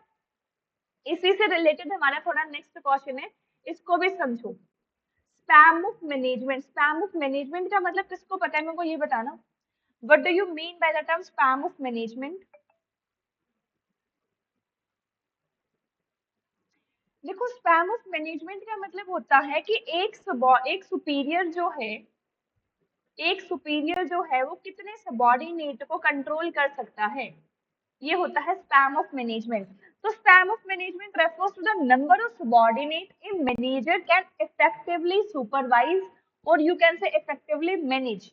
तो ये डिसाइड करता है कि आपकी हायरार्की क्या है। अब स्पैम ऑफ मैनेजमेंट डिसाइड एक तो करेगा कि हमारे एम्प्लॉय किस टाइप के हैं।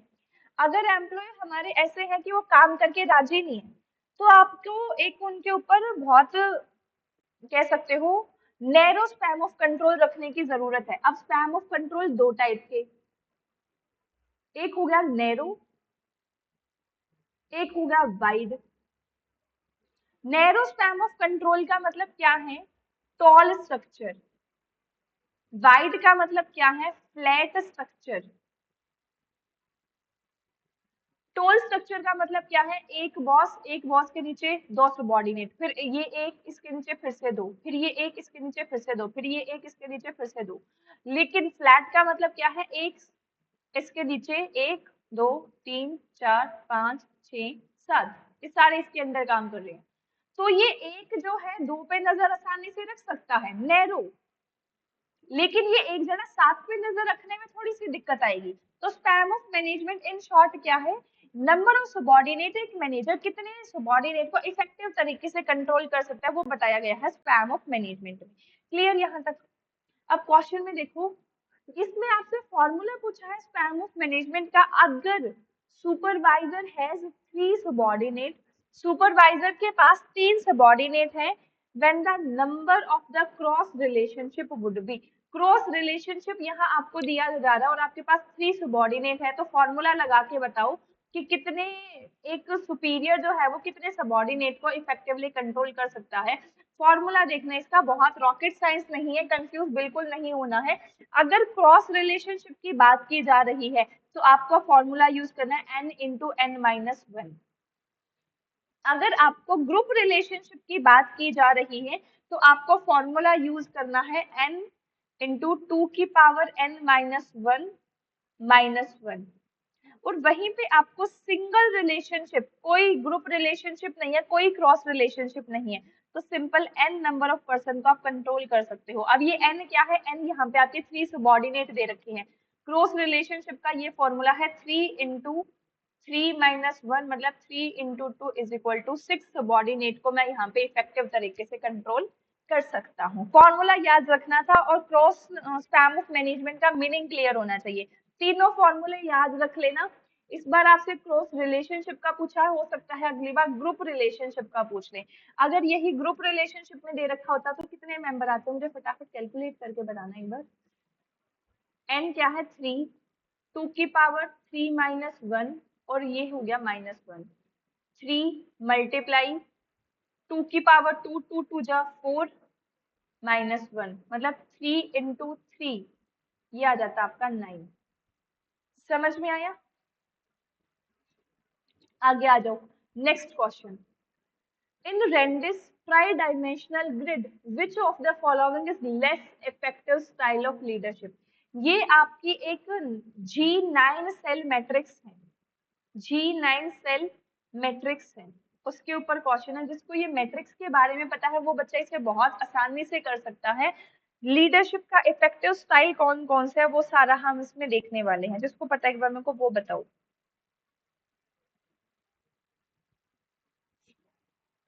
थोड़े से हिंट दे देती हूँ। इस तरीके से बनता है, 1 2 3 4, और यहाँ पे हमारा मिडेबल पर्सन रहता है। ट्राई डायमेंशनल ग्रिड, जिसको मैनेजरियल ग्रिड के नाम से भी जाना जाता है, समझना। अब ट्राई डायमेंशनल ग्रिड का अनदर नेम क्या है, मैनेजरियल ग्रिड। मैनेजरियल ग्रिड, साथ में इसका अनदर नेम और क्या है, G9 सेल मैट्रिक्स के नाम से भी इसको जाना जाता है। इसके प्रोपाउंडर कौन है, ये किसने प्रोपाउंड की है, ये ब्लैक एंड माउंट ने प्रोपाउंड की है। ब्लैक एंड माउंट ने इसको प्रोपाउंड किया है। दो प्राइमरी डायमेंशन यहाँ पे दी हैं, इसको प्रोपाउंड करते समय ध्यान से समझना इस वाले पॉइंट को। यहाँ कंफ्यूजन आ गई तो 2-3 लीडरशिप की थ्योरी ऐसी हो जाएंगी जो तुम्हें समझ में ही नहीं आएंगी। सबसे पहले ये लीडरशिप ग्रिड क्या बताती है, ये लीडरशिप ग्रिड आपकी इवेल्युएट करती है कि जो मैनेजर है उसका लीडरशिप स्टाइल दो बेसिस पे डिपेंड करता है। क्या, मैनेजर का लीडरशिप स्टाइल दो बेसिस पे डिपेंड करता है। वे दो बेसिस क्या है, एक बेस है आपका कंसर्न फॉर पीपल और दूसरा है concern for production. Concern for people, concern for production, कि जो आपका लीडर है वो इंसानों का, पर्सन का, अपने एम्प्लॉय का ध्यान ज्यादा रखता है या प्रोडक्शन का ध्यान ज्यादा रखता है। अगर आपका एक ऐसा स्टाइल है, ये है लाइक 0 1 2 3 4 5, अगेन 0 1 2 3 4 5, एक ऐसा लीडर है जो 1-1 पे है, ना तो ये पीपल का ध्यान रखता ना ये प्रोडक्शन का ध्यान रखता, तो ऐसे स्टाइल को कहा जाता है इम्प्रूविस्ट मैनेजमेंट। कि आपको अपनी मैनेजमेंट को इम्प्रूव करने की जरूरत है। इसमें क्या है, 1 and 1, ना वो वर्कर का ध्यान रखता, ना ही वो अपने एम्प्लॉय का ध्यान रखता। नेक्स्ट है आपका कि आपका जो पर्सन है वो पीपल का ध्यान तो बहुत ज्यादा नहीं रखता, लेकिन प्रोडक्शन के ऊपर बहुत ज्यादा फोकस रखता है। क्या ये तो वन ही है, लेकिन प्रोडक्शन के ऊपर बहुत फोकस रखता है, यहाँ पे वो लीडरशिप पे बैठा हुआ है। तो इसका क्या नाम दिया जाएगा, इसको नाम दिया जाएगा टास्क मैनेजमेंट। क्या, टास्क मैनेजमेंट। टास्क मैनेजमेंट में पीपल के लिए 1 और प्रोडक्शन के लिए 9। ये जो मैंने 1 2 3 4 5 बनाया, एक्चुअली में ये स्केल 9 तक जाता है, इसीलिए मैंने 9 लिखा, ध्यान रखना इस पॉइंट को। अब एक ऐसा पर्सन है, वो पीपल का ध्यान तो बहुत ज्यादा रखता है, लेकिन वो प्रोडक्शन का ध्यान नहीं रखता। अब एम्प्लॉय को तो बहुत सारी छूट दे रखी है कि मजे में काम कर, लेकिन प्रोडक्शन ही नहीं हो रही, काम तो हो ही नहीं रहा, तो ये कैसे लीडरशिप जब काम ही नहीं हो रहा। तो इसका क्या नाम दिया गया, इसका नाम दिया गया कंट्री क्लब। कंट्री क्लब या कंट्री क्लब मैनेजमेंट भी बोल देते हैं इसको। आप लोगे 9 1, पीपल का ध्यान नहीं रख रहे, सिर्फ प्रोडक्शन का ध्यान रख रहे हैं। नेक्स्ट है आपका क्या, कि ऐसा पर्सन जो पीपल का भी ध्यान बहुत ज्यादा रख रहा है और प्रोडक्शन का भी, दोनों हाई हाई। 9 9, पीपल का भी ध्यान रख रहा है, प्रोडक्शन का भी ध्यान रख रहा है। अब दोनों का अगर वो ध्यान रख रहा है तो उसको हम कहेंगे यहाँ पे टीम मैनेजमेंट। Team management. अब एक ऐसा पर्सन है जो इक्वल इक्वल फोकस रख रहा है, पीपल का भी ध्यान मेनली रख रहा है, प्रोडक्शन का भी ध्यान मेनली रख रहा है, तो इसका कहेंगे आप middle road management. Middle road management. अब एक पॉइंट थोड़ा सा आपको कंफ्यूज कर सकता है कि मैम एक्चुअली में टास्क मैनेजमेंट और कंट्री क्लब, क्या आपको नहीं लगता आपने उल्टा लिख दिया। एक्चुअली में ये उल्टा मैंने नहीं लिखा, आप सुनो ये कैसे होता है। जब भी आप इसका डायग्राम बनाते हो ना, कुछ बुक्स में तो आपको मिलेगा इस जगह पे एक्स एक्सिस पे आपका प्रोडक्शन, कुछ बुक में आपको एक्स एक्सिस पे मिलता है पीपल। तो जो चीज आपकी एक्स एक्सिस पे होती है उसका नंबर आप पहले लिखते हो। लाइक टास्क मैनेजमेंट में आप टास्क को कम मैनेज कर रहे हो, तो मैंने एक्स एक्सिस वाले नंबर को पहले लिखा। कुछ बुक में इसका उल्टा भी होता है कि यहाँ पे एक्स एक्सिस में पीपल की जगह अगर आपने प्रोडक्शन लिख दिया तो ये 9:1 हो जाएगा। समझ में आया ये वाला पॉइंट, उसमें कंफ्यूज मत होना। क्लियर। अब क्वेश्चन पे आ जाओ। क्वेश्चन में क्या पूछ रखा है वो तो हमने पूरा पढ़ा ही नहीं, सारा पढ़ लिया। और क्वेश्चन में क्या पूछ रखा है, देखो क्वेश्चन में आपसे पूछ रखा है traditional grid which of the following is less effective style of leadership. कौन सा सबसे लेस इफेक्टिव स्टाइल है लीडरशिप का ट्रेडिशनल ग्रिड के अंदर। देखो अब यहाँ पे एक पॉइंट और समझना, जो मैंने अभी आपको ये G9 मैट्रिक्स या मैनेजरियल ग्रिड बताई है, मैनेजरियल ग्रिड की एक्सटेंशन दी है आपकी रेडिंस ने, जिसका नाम दिया ट्राई डायमेंशनल ग्रिड। कई बुक्स में आपको ये सिमिलर देखने को मिलता है, कहीं पे अलग देखने को मिलता है, लेकिन छोटा सा की डिफरेंस यहाँ देखना, जो मैंने ये पूरा भी एक्सप्लेन किया, इसका नाम था आपका मैनेजरियल ग्रिड। मैनेजरियल ग्रिड किसने दी थी, ब्लैक माउंट ने दी थी, अभी बताया था ना नाम, ब्लैक माउंट ने दी थी। अब इसकी ही एक एक्सटेंशन ट्राई डायमेंशनल ग्रिड दी है किसने, रेडेंस ने। अब हमने ये देखा कि हमारे डिफरेंट टाइप ऑफ लीडरशिप पे मैंने नाम दिया कि आपका लीडर प्रोडक्शन पे अच्छा है या पीपल पे अच्छा, उस हिसाब से हमने 5 पॉइंट इसमें देखे। लेकिन रेडेंस ने क्या किया, रेडेंस ने हमारे effective and non effective style explain किए। टोटल 8 टाइप की इसने यहाँ पे लीडरशिप स्टाइल दी। कितने टोटल, 8 टाइप की लीडरशिप स्टाइल दी, जिसको 2 पार्ट के अंदर डिवाइड किया गया। कुछ लीडरशिप स्टाइल हमारे लेस इफेक्टिव है, कुछ लीडरशिप स्टाइल हमारे मोर इफेक्टिव हैं। आपसे इस क्वेश्चन में पूछा ये गया है कि रेडेंस ने जो ये टोटल 8 टाइप की लीडरशिप स्टाइल दी है, इसमें से लेस इफेक्टिव स्टाइल कौन सा है। समझ में आया पूछा क्या है। अब देखो अब 8 लीडरशिप स्टाइल कौन कौन से है रेडेंस के, पहले वो समझो। रेडेंस के लेस इफेक्टिव और मोर इफेक्टिव। लेस इफेक्टिव के अंदर सबसे पहला आएगा आपका missionary. Missionary style of leadership. In term को समझते चलना, ये कहीं भी आपको कंफ्यूज कर सकती है। क्वेश्चन में ये भी नहीं देगा कि रेडिंस का था या किसका था, आपको सिर्फ ऑप्शन में मिशनरी दे देगा, तो पता होना चाहिए मिशनरी क्या है। मिशनरी स्टाइल ऑफ लीडरशिप का मतलब है कि जो वो पर्सन है they much have who concern for people और इग्नोर द टास्क। वो टास्क को बिल्कुल इग्नोर करता है और वो कंसर्न सिर्फ किस पे रखता है, सिर्फ और सिर्फ पीपल पे रखता है। टास्क को इग्नोर करता है, पीपल पे कंसर्न रखता है। जो ब्लैक माउंट का था उसका उस स्टाइल का नाम क्या था, उसका स्टाइल का नाम था कंट्री क्लब। सारी चीजें एक ही साथ आ जाएंगी ताकि कंफ्यूजन ना रहे। अगर ब्लैक बाउंड की लीडरशिप ग्रिड के हिसाब से पूछा जाए या मैनेजरियल ग्रिड के हिसाब से क्वेश्चन में पूछा जाए, लेस इफेक्टिव क्या होगा, कंट्री क्लब। कि ये सिर्फ और सिर्फ पीपल पे ध्यान दे रहा है, टास्क पे ध्यान नहीं दे रहा। यही आपका मिशनरी स्टाइल है कि पीपल पे कंसर्न है लेकिन टास्क पे नहीं है। नेक्स्ट आ जाओ आपका ऑटोक्रेट। ऑटोक्रेट हमने आज की ही क्लास में समझा। ऑटोक्रेटिक स्टाइल, ऑटोक्रेटिक स्टाइल का मतलब क्या था, अथॉरिटी वाला। कि उसका प्रोडक्शन पे इतना फोकस है कि वो इंसानों पे ध्यान ही नहीं दे रहा, इंसानों को मशीन समझ रखा है बिल्कुल। समझ में आया ऑटोक्रेटिक स्टाइल। नेक्स्ट आपका bureaucratic style. Bureaucratic form of organisation हमने कल की क्लास में भी समझा था। तो ब्यूरोक्रेटिक स्टाइल कौन सा होता है, ब्यूरोक्रेटिक स्टाइल आपका होता है एक तरीके से रिजिड स्टाइल, जहां पे आपको एक बहुत हार्ड एनवायरनमेंट देखने को मिलता है। हार्ड एनवायरनमेंट का मतलब है कि फ्लेक्सिबिलिटी नहीं होती, फिक्स्ड रूल रेगुलेशन होता है। ब्यूरोक्रेटिक स्टाइल दिया किसने है मैम, मैक्स वेबर ने।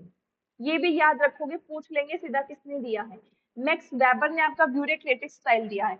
नेक्स्ट आपका लेस इफेक्टिव स्टाइल के अंदर वो आएगा आपका डेजर्ट, डेजर्टर। डेजर्टर क्या है, डेजर्टर का मतलब है कि ना तो वो प्रोडक्शन पे फोकस कर रहा है, ना ही वो आपका पीपल पे फोकस कर रहा है। समझ में आया ये पॉइंट। ब्यूरोक्रेटिक का मतलब है वो रूल रेगुलेशन को अडॉप्ट करने पे लगा है, काम हो रहा है नहीं हो रहा है, प्रोडक्शन हो रही है नहीं हो रही है, पीपल खुश है नहीं है, कोई मतलब नहीं है, बस रूल फॉलो होना चाहिए। तो ये सारे के सारे आपके लेस इफेक्टिव स्टाइल है एक लीडरशिप के, जो किसने दी है, रेडेंस ने दी है। मोर इफेक्टिव स्टाइल कौन से हैं अब लीडरशिप के, वो समझो। मोर इफेक्टिव स्टाइल में सबसे पहला है आपका एग्जीक्यूटिव। एग्जीक्यूटिव स्टाइल का मतलब क्या है, having concern to people and the production.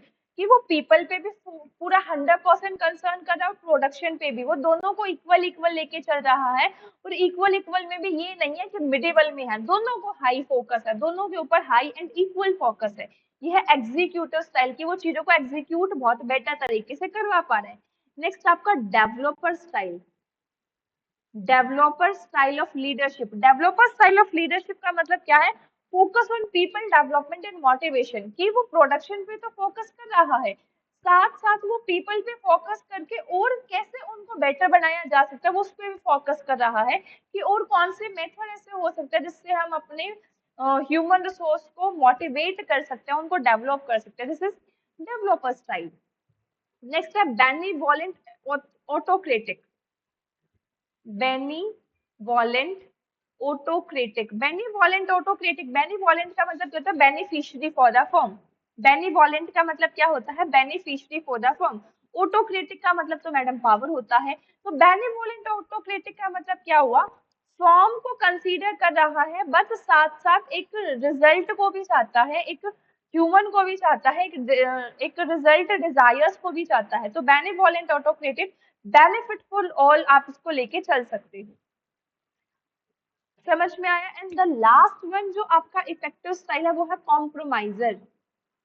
Madam compromise कर रहा है तो इफेक्टिव कैसे हो गया, तो कॉम्प्रोमाइजर आपका इफेक्टिव इस तरीके से बनेगा, they compromise the task as well as the people. ये कैसा स्टाइल है, वो जहां दोनों को इक्वल लेके चल रहा है, वो दोनों को ही कॉम्प्रोमाइज कर देता है। कई बार वो पीपल्स के साथ कॉम्प्रोमाइज कर रहा है कि कोई बात नहीं बच्चा आज नहीं कर पा रहा तो उसको छोड़ दिया।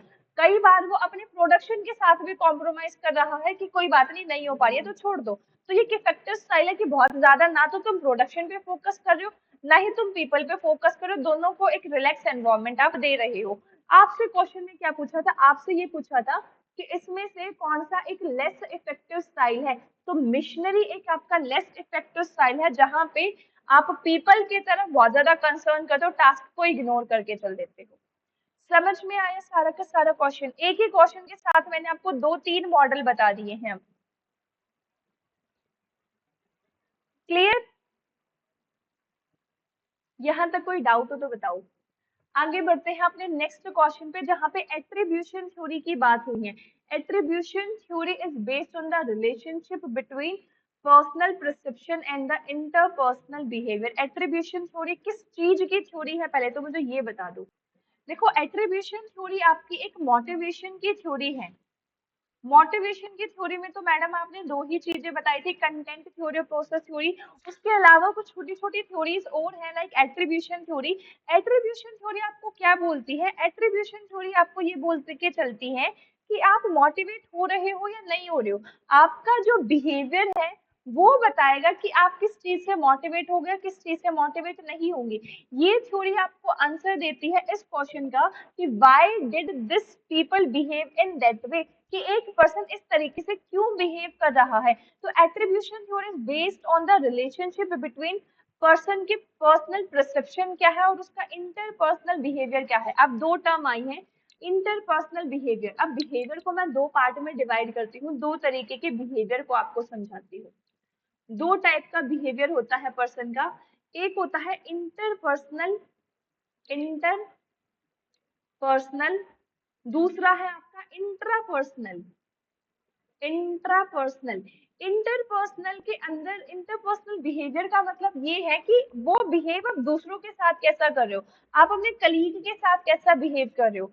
इंट्रापर्सनल बिहेवियर के अंदर मेनली आपके मिनिमम 2 पर्सन आते हैं कि आप एक दूसरे के साथ कैसा बिहेव कर रहे हो। इंट्रा, TRA जहां आ गया है, तो इंट्रा का मतलब है कि आप खुद से कैसे बिहेव करो, खुद को मार रहे हो, खुद को पीट रहे हो। मतलब कुछ होते हैं ना जो खुद से ही डिमोटिवेट रहते हैं, तो ये है आपका इंट्रापर्सनल बिहेवियर। लेकिन एट्रीब्यूशन थ्योरी जो आपको बात करती है वो हमेशा इंटरपर्सनल बिहेवियर की बात करती है कि एक पर्सन इस तरीके से क्यों बिहेव कर रहा है, ये बताता है आपका एट्रीब्यूशन थ्योरी। तो yes, this is actually the correct assertion that attribution theory based on the relationship between personal perception and the interpersonal behavior. Since most why are not directly observable. देखो जितने भी इसमें वाई दिए गए हैं ना कि why people behave in this way या दैट वे, तो ज्यादातर जो वाई है वो डायरेक्टली ऑब्जर्व नहीं किए जाते, डायरेक्टली देखे नहीं जाते। ये डिपेंड करता है कि आपका दिमाग कैसा है, पर्टिकुलर सिचुएशन कैसी है, उस सिचुएशन में तुम क्या सोच रहे हो। तो जरूरी नहीं है अगर मैं एक पर्सन को वो काम करते हुए गलत देखता हूँ तो मैं दूसरों को भी गलत ही देखूं। वो आपकी ऑब्जर्वेंस पे डिपेंड करता है, वो आपके पीपल पे डिपेंड करता है कि वो पीपल गलत है, ये गलत नहीं हो सकता। तो आपको बिल्कुल ये भी आपका सही है, इसका आंसर आपका फोर्थ बनेगा। कि देखो समझना इस पॉइंट को एक बार दोबारा से। एट्रीब्यूशन थ्योरी के अंदर मेनली ना आपके दो कंपोजिशन होते हैं, एक है आपके इंटरनल एट्रीब्यूशन, एक है एक्सटर्नल एट्रीब्यूशन। इंटरनल एट्रीब्यूशन का मतलब आपकी पर्सनल ट्रेट और एबिलिटीज। एक्सटर्नल एट्रीब्यूशन का मतलब है आपकी सिचुएशन। तो जो आप बिहेव कर रहे हो वो सिर्फ और सिर्फ आपके इंट्रापर्सनल बिहेवियर पे नहीं, या आपके सिर्फ और सिर्फ आपके पर्सनल थ्रेट या आपकी एबिलिटी पे बिहेव नहीं करते, वो ऑल्सो बिहेव करते हैं on the basis of the situation, people and the cognition. समझ में आया? क्लियर यहाँ तक? आ जाओ आगे नेक्स्ट क्वेश्चन पे, जो है आपका equity theory of work motivation. Again equity theory motivation की सारी हमने पिछले सारी की सारी थ्योरी पिछले क्लास में करी है भाई, देख लेना प्लीज, डिस्क्रिप्शन में चेक कर लेना, प्लेलिस्ट रेफर कर लेना। इक्विटी थ्योरी क्या है समझो। इक्विटी थ्योरी का मतलब है कि आपकी ऑर्गेनाइजेशन में इक्वालिटी देखने को मिल रही है, जितना आप इनपुट दे रहे हो उतना ही आपको आउटपुट भी मिल रहा है। तो equity theory of motivation is based on the social exchange process. Of course equity मतलब सोसाइटी की बात हो रही है, सोसाइटी में इक्वालिटी की बात हो रही है, यहाँ तक तो ठीक है। जिसके अंदर क्या होता है, इंडिविजुअल में कंट्रीब्यूशन, इंडिविजुअल अपना कंट्रीब्यूशन देता है in the form of input, and वो एक्सपेक्ट करता है कि उसको कुछ सर्टेन आउटपुट मिलेगा in the form of reward. बिल्कुल सही बात है यहाँ तक। तो इंडिविजुअल डिसाइड करता है whether or not a particular exchange is satisfactory by comparing their input। तो यहाँ पे क्या है, जो वो इंडिविजुअल पर्सन है वो डिसाइड करेगा कि पर्टिकुलर एक्सचेंज जो है वो एक्चुअली में सेटिस्फाइड है या नहीं है। मतलब जो उसने इनपुट डाला था जो उस पर्सन ने अपनी कोशिशें दी थी और जो उसको आउटकम मिला है, क्या वो वैल्यूएबल है? आप मेहनत तो कर रहे हो इतनी ज्यादा, पागलों की तरह दिन रात पढ़ाई कर रहे हो और आपका रिजल्ट नहीं आ रहा, तो ये क्या है कि इनपुट तो बहुत ज्यादा डले, आउटपुट नहीं मिला। तो इक्विटी थ्योरी आपको ये बोलते हैं जितना इनपुट डालोगे उतना ही आउटपुट भी मिलेगा। तो this is also the correct, कि रीजन भी सही है, असर्शन भी सही है। समझ में आया? क्लियर है यहाँ तक? मूव करते हैं नेक्स्ट क्वेश्चन। खत्म। अच्छा, आज के क्लास में हमारे इतने ही क्वेश्चन हैं। किसी का कोई डाउट रहा हो तो बिल्कुल पूछ सकते हो, अदरवाइज लास्ट तक क्लास में बने रहे। A very very big thank you so much to all of you. कोई डाउट हो तो बिल्कुल पूछ लेना। Thanks a lot.